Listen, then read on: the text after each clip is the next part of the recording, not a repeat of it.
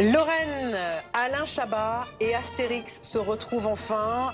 Astérix et Obélix, Mission Cléopâtre, c'était il y a 20 ans. Et ils retrouvent les Irréductibles Gaulois dans une série animée en 3D qui sort aujourd'hui sur Netflix. Alors, oui, ça fait 4 ans qu'on l'attend. Du coup, il y avait une avant-première en grande pompe hier soir. Regardez les images de Julie Poncet.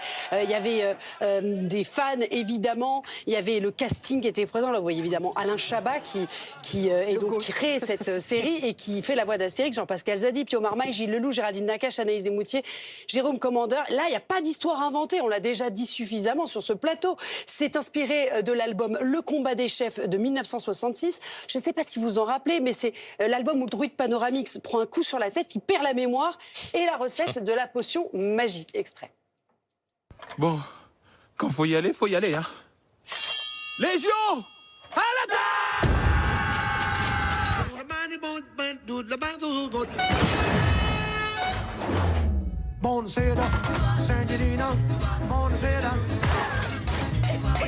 Pourquoi, ma mimine?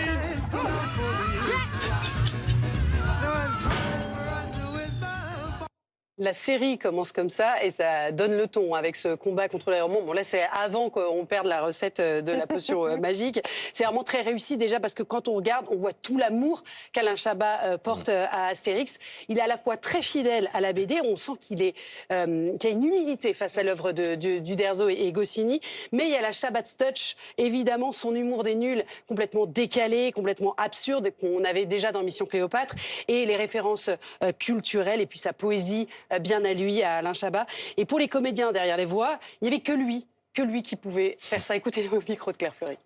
En fait, il maîtrise l'univers, je sais pas comment... C'est un peu magique, quoi. Ça vient un peu de là-haut. Il y a quelque chose de Goscinny en lui. Et puis il respecte l'œuvre, surtout, je trouve. Mais parce qu'il est tombé, lui aussi, dans la potion Astérix très tôt. Ça. C'est beau, ça, c'est pas mal. Ça, c'est vachement bien. Ouais. Il sait raconter l'époque. Il savait la raconter il y a 30 ans. Et il sait encore la raconter aujourd'hui, alors qu'évidemment, il n'y a rien de commun entre aujourd'hui et il y a 30 ans. Et en fait, c'est savoir où on est, qu'est-ce qu'on fait, comment on parle, qu'est-ce qui se dit, qu'est-ce qu'il y a dans la tête des gens. Et c'est ça, raconter l'époque. Et lui, c'est peut-être le meilleur en France pour faire ça. Quel hommage. Quel hommage. Travail particulier sur les voix. Oui, parce que là, c'est pas comme dans un dessin animé américain où les acteurs doivent se conformer en fait à un personnage qui est déjà existant. Là, Alain Chabat, il a voulu commencer par les voix. L'animation, les dessins animés que vous voyez après, ça a été fait après. Donc les acteurs étaient filmés pendant les sessions voix pour que les animateurs ensuite captent bien les mimiques de chacun. C'est un vrai jeu d'acteur, c'est ce qu'a expliqué Laurent Lafitte.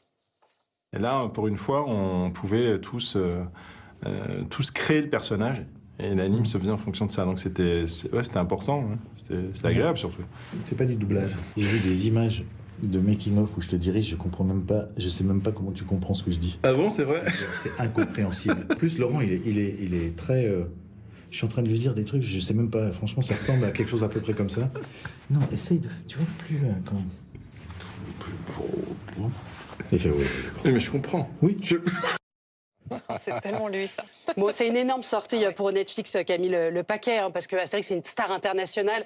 Ça sort dans 190 pays, doublé dans 38 langues, dont l'arabe, le coréen, le croate, l'hébreu, encore le mandarin. Ça veut dire autant de versions différentes, parce que je vous parlais d'un humour très référencé. Il faut savoir le traduire. Et il y a des traducteurs locaux pour traduire toutes ces blagues. Bon, en anglais, Idéfix s'appelle toujours Dogmatics.